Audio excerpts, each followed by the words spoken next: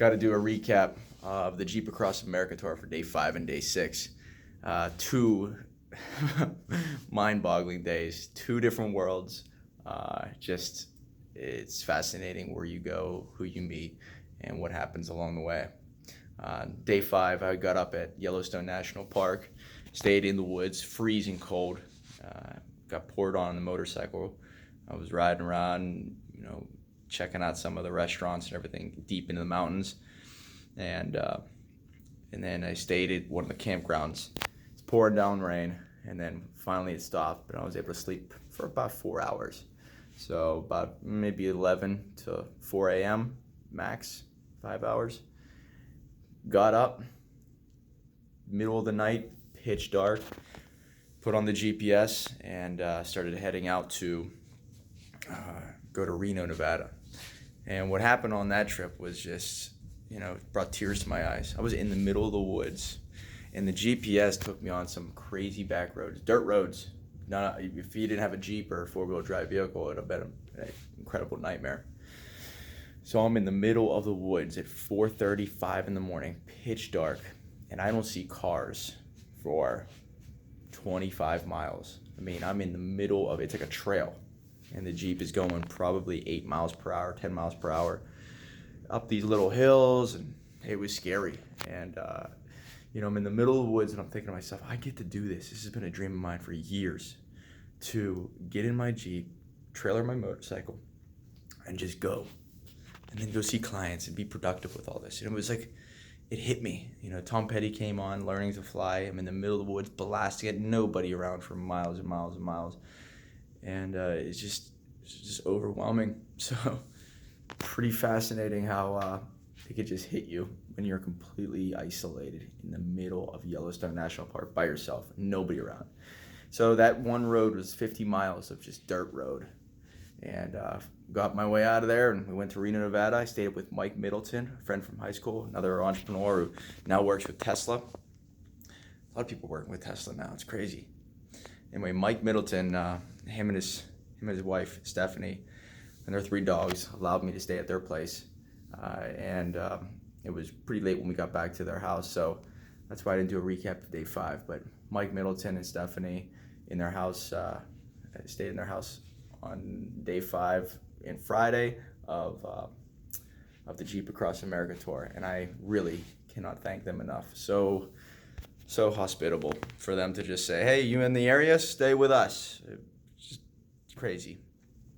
So it was great seeing you, Mike, and taught me a little thing or two about dogs and diets for animals. So I might have to take that with me and maybe try out the raw diet for the dog. Anyway, day 6, got up Saturday, got in the car, got in the Jeep, headed right straight towards San Jose. However, I had to go to Lake Tahoe because we're close enough, right? So I went to Lake Tahoe yesterday. I was cruising up the mountain, got some great video for the high production video. And Lake Tahoe, Mike recommended I hit a certain route.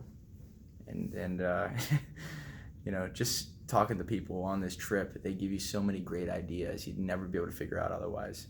So Lake Tahoe was everything and more. It reminds me of Yellowstone National Park, just gives you a little bit different feel. But that was amazing. Headed to San Jose. I met with Liz Trong and her crew. Liz Trong has a book coming out. We did a video shoot. She took me to lunch. She took me to dinner. Her friends were just the nicest people on the planet. They treated me like one of their own. She actually took care of the hotel for the Fairmont for me. Made sure that this whole trip was completely seamless. I don't even know what to say to people like that. They're just so nice. And when the book comes out, I'm just going to have to try extra hard to make sure that is dead on. So Liz, I cannot thank you enough. That was such a great trip, and I'll figure out a way to repay you. I know that. I went to the studio, met this awesome videographer named Tim. Showed me some crazy stuff he's done. So we're probably gonna be working together Uh, Many of my clients would love what he does. And then I also met this other guy who owned the studio, who his dad owns a castle up the road. Like this is the greatest stuff along the trip. You get to meet these fascinating people. And what was really weird, I was in this pharmacy getting an energy drink, organic energy, by the way. It's near Palo Alto, so everybody's like in this fitness craze and organic, or just everybody thinks differently, you know? Anyway, I'm in there and the cashier says, "Do you want a rewards card?" I said, "No, I'm not really from around here." She's like, "Well, where are you from?" I said, "I'm from Pittsburgh." There's only 2 other people in this pharmacy, and they both say, "Hey, we're from Pittsburgh also." So I met 2 people from Pittsburgh. One girl went to Duquesne University. She just graduated 2 years after me.